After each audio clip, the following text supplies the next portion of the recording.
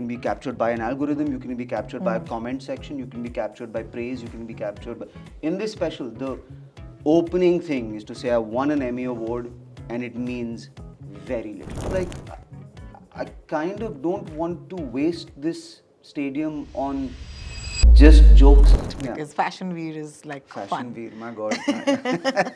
Yeah, sometimes it works out really well. Sometimes they really are a kid and I'm like, oh shit, I gotta wear this now. You know, a lot of kids don't know I'm the bald guy from Delhi Belly. They just know me as this guy.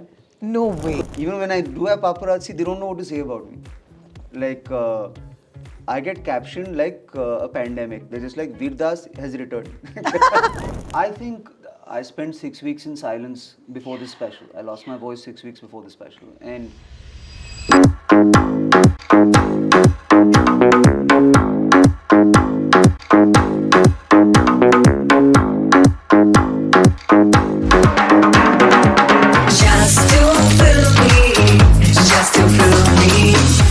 Wins an Emmy, loses a passport. That's Veer Das for you. Hi and welcome. This is Just to Film Me. What is this? it's a great intro. Wins an Emmy, loses a passport. That's my Tinder bio if I ever am single again in life. I just want to say that recently I was traveling to Europe and my partner lost his passport. Okay. Actually lost. Huh. So when you said that you lost your passport, I know what that feels. Yeah. You feel stripped, you feel bare naked, you feel like you don't belong. Yeah. And oh my God, that is a scary sort of It's a scary thing, yeah. But when I got into your new special, which is called Full Volume, Yeah. by the way, it is called Full Volume, guys. Please, what is this Bollywood name you have? Because it's, the show was called Mindful and it's a sillier show, it's about being a fool and it's the volume at which you be a fool. You know what I mean? So that's the idea. So otherwise it's just full volume and full volume. Yeah, So, Full Volume. Yeah. So it's the next special on Netflix that Veer is bringing. The last time your special blew up for many reasons, Yeah. as you remember. Yeah. You might remember. Yeah, I might So, remember. yeah. I seem to recall. You seem to recall. And that went out, then you won the Emmy, and then after that, we were waiting to see what you bring next. Yeah. What you brought next, Veer, is something very unexpected. Because How you'd so? like to expect for people to we only want people to rise and rise. Yeah. And that's the problem with us, right? We expect our artists to only go from one to another. Yeah. But somewhere you have bent that narrative to actually stop and tell us the truth, which is you might win an Emmy. It doesn't mean that you may not lose your voice. Yeah. You are being very real on this special. Yeah. And that has been a bit disconcerting. Why has it been disconcerting to see your artists be real? I don't know, because artists today are very excited about just positioning themselves a certain way. Yeah. And they just want to tell you the good stuff, is Yeah. what I feel. Yeah. What made you go a little divergent from what that path should have been? I feel it's a different special. Yes. Yeah, it yes. is. I think I spent 6 weeks in silence before this special. I lost my voice 6 weeks before the special. And if a special is supposed to be a snapshot into An artist's time. in an artist in that time, Yeah. it would have been disingenuous to go up on stage in front of 12,000 people and do the special I was planning to do. Because I changed because of it. Yes. And it is those thoughts, you know, in terms of this, if you spend 6 weeks with your own thoughts, you'll discover who you really are, you know. And I would rather put that person out there at that moment in time. You know, the special begins at a stadium, Yes. right? A stadium I didn't think I'd be able to get on stage at. And I was massively grateful to be there. But there's also a bit where I was like, I kind of don't want to waste this stadium on just jokes. Yeah. You know, exactly. I kind of want to connect in this moment. So there's a moment in the stadium where everybody kind of connects with each other in the darkness. So I just kind of threw it all at the wall and said, what am I honestly feeling? And I put it all out there. Yeah, it was amazing. What venues you've chosen for this special? The last one was in New York It was, and in yeah, Mumbai. it was an anything venue. You know what I mean? It was But this time you've gone to New York, you've gone to London, and you've shot in Mumbai. New York actually puts the special together, Yeah, right? it's the talking head of the Sutradhar. documentary. Yes. Yeah. And then you have this gorgeous set. I mean, this gorgeous location, which is a church in London. Yeah. and I've never seen such a beautiful venue. Yeah. How did that venue come to you, or did you go to that venue? We went to that venue, and I want to give credit to Siddharth Vasani, Akash Sharma. This is Yeah. an Indian crew that shot across the world in 3 Yes, continents. yes. So we Indian technicians, and we went abroad and found Indian technicians. So in London, my DP found a local crew that does weddings. How cool. And they shot the hell out of it. Yes, as you can yes, see. they've done a damn good In job. New York, it's a bunch of Indian kids with my DP Siddharth Vasani. In Mumbai, we had like 17 cameras And that's did been the thing. important to you for so long. I remember every time you have a moment on a global stage, you choose to highlight the work of designers from our country. Yeah. It's cool. I like the fashion wear a lot Yeah. because fashion wear is like Fashion fun. wear, my God. Yeah, sometimes it works out really well. Sometimes they really are a kid, and I'm like, oh shit, I gotta wear this now. But, Yeah. you know, you make the commitment. I like underdog energy. Yeah, and I love it because I think that you live your truth through these things, right? Yeah. What you feel like. Yeah. I also know that recently there was 14 years to Delhi Belly. Yeah. And let's both take a moment because it's been 14 years. Yeah. I promoted that film. You You acted in that promoted film. that film. I acted. You know, a lot of kids don't know I'm the bald guy from Delhi Belly. They just know me as this guy. No way. Because 80% of my audience is between the age of 16 and 30 right now. It's very young. Yeah, So they just got introduced to me after I stopped doing movies. Of course, And they're like, of course. he's the comic. And then suddenly they're like, you're the bald guy from Delhi Belly with the wig. And I'm like, yeah, that's me. That's me.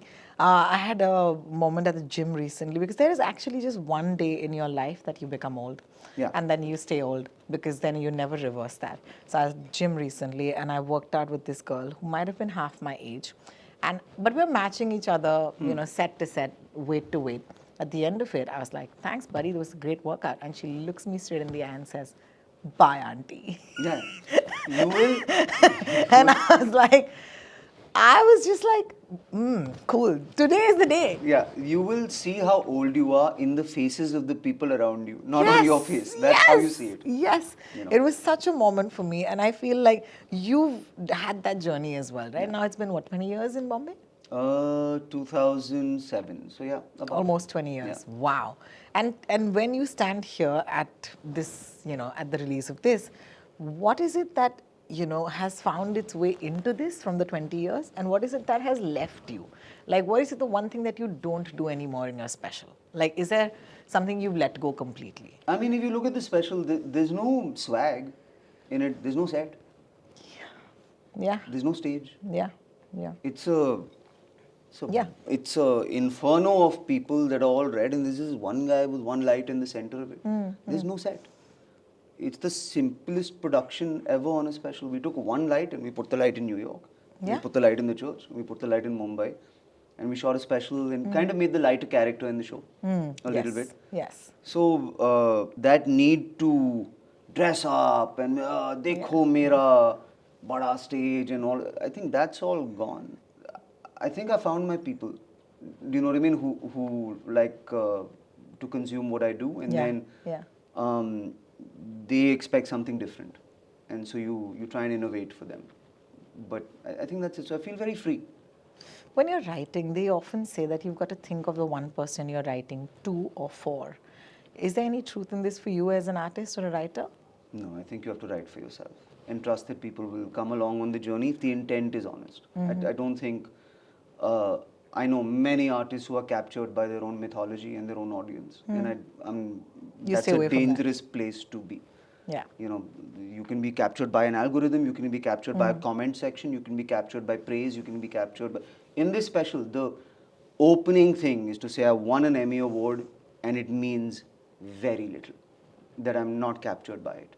Correct. You know what I mean? So Correct, yeah. you started out on that because that is the last thing people saw you in. Yeah. So they are thinking follow up to Yes. Emmy winning special, and you immediately want to go, no, silly, fun, honest, something else. Let's Amazing. Go. You know? How is Netflix as a collaborator for stand-up artists like you? Because I want to know, we just spoke about how you write only for yourself, but platforms usually have a lot of research in place. They kind of have, let me just say in the nicest intent possible, they can arm you with what works and what Yeah. doesn't. How does that marriage take place for someone like you? I think I've yet to get like a creative note from Netflix.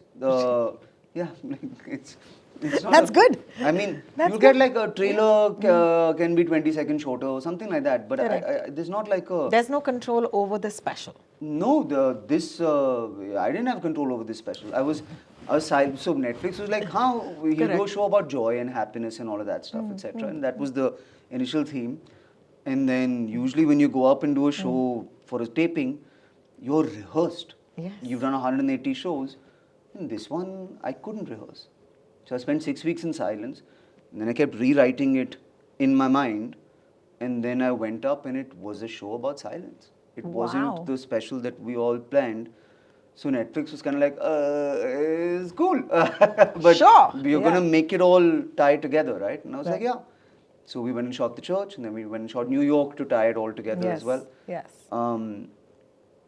But I didn't expect it to be a global special about silence. And it got more global because I found that was a more Meaningful. meaningful Yeah. theme Yeah. than just kind of Yeah. etc. And yeah, There's two things that have happened in your life in the last couple of years. One is the two Indias, and the other one, of course, leading up because of that, maybe the Emmy. Yeah. All right. So my question to you is, Veer Das has been this prolific since the time I've met him, which is, I don't know, 15 years ago. You've always done everything this well. But when you have this crazy sort of, recognition, what has changed for you, like when you step out, and especially when you step out in India versus when you step out abroad? it's chill. Yeah, if I step out in Mumbai, if I'm walking on the road, I'm like a double-decker bus. People are like, "Huh, I know what that is." Like, I don't want to take a ride, but but I know. Pata hai, हाँ. You know, I don't get a lot of paparazzi because I don't call them, and you know, even when I do have paparazzi, they don't know what to say about me. Like, I get captioned like a pandemic. They're just like, Veer Das has returned. That's it. There's no. Correct, It's very correct. chill, but I don't have a fan base. I have an audience. It's a very different thing. Audience is like, "Cool, do something different. Correct. Do something different. Correct. Fans are like, I want the same thing, bro. Audience is like, I better be surprised. Correct, You know, correct. And what about the audience abroad? Because with Netflix, this special travels, Yeah. it goes to so many countries, and I'm assuming the last special must have broken some records. I don't know. I have no Yeah, idea. even I don't Yeah. know. I'm Yeah. assuming. So, what has changed? Do you feel anything's changed? Do you feel audiences coming to you come with an expectation कि ये वीर दास है भाई, आज तो बहुत मजा आएगा? I think they come expecting me to do something different. What's different about this special is it puts power in the audience's hand. Yeah. There's a bit in this special where I say, people are listening to the audience. They're not watching a comedian anymore. So true. Yeah. Because the world has also changed around us. This whole comedians are truth tellers, etc., etc. It's changed. The audience is the truth teller now. Because nobody knows what's real anymore. And so this special very much addresses that in a very direct manner. There are 3 moments in this special where I try and prove that, where we put the entire lights out and we say 3 very honest things to 3 different countries. Correct. You can't see me. You're not watching a comic. You're just hearing a crowd react. Yeah. And it is far more powerful than any words that a comic can say. Correct. And I think that's what's changed about stand-up in general also. There's one way you express yourself, which is the specials Yeah. that we see every 2 years, I think, a few years. Yeah. What are the other spaces in which you're creatively producing right now? Because I remember you gave us some of the most fun travel shows, man. It was called Destination Unknown. Yeah, it was pretty. I was on it it. was fun. It was a fun time. Yeah. So, what else are you doing as an artist at this point? I did 5 things that scared the hell out of me last year. I co-directed a movie that I starred in called Happy Patel. Amir produced it. I wrote a book. Which is yet to come. It's yet to come. Yeah. We're in post right now, so it'll Yeah. come out at some point. and it's a mad spy comedy kind of a thing, action movie. I wrote a book called The Outsider. I made a series, and I'm writing a live show right now, which is something I've certainly never done before and you've never seen before. Oh, wow. So Yeah. there's a lot coming. There's a lot So the years after winning the Emmy, you went back to work. Because the year before the Emmy, there's no work. There Fair. was one special Yeah, and of course. and a lot of paperwork. Correct. The only work was paperwork. बहुत ज़्यादा. बहुत But I ज़्यादा. love it. I love it. I love what I've learned from this conversation is that you win something and then you go back to work. You're okay. You don't just like say, yeah, मैं जीत गया, and then chill and then take photos. You've actually just gone back and worked more than you've ever worked before. I think the point is also you can't plan any of this stuff. You know, there's a point in this special where I'm like, you play your cards right, you play your cards wrong, and one day your voice is gone. Yeah. So like use it well. It's so scary for me when that happened to you because obviously this is my job. I feel like you've really empathized with that journey in this special. You know what I mean? have. I really have. Yeah. But I'm so glad and so grateful that we get to do this every time you have a new special. Thank you so much for making us laugh and also making us more than laugh, think. I think that's what this special's going to do. Oh, you think so? Yeah, I hope so. Let's see. I hope so. All Thank right. you. Thanks. Thank you. Hello, I'm Veer Das and I'm on Just Too Filmy. Please subscribe to the channel. Just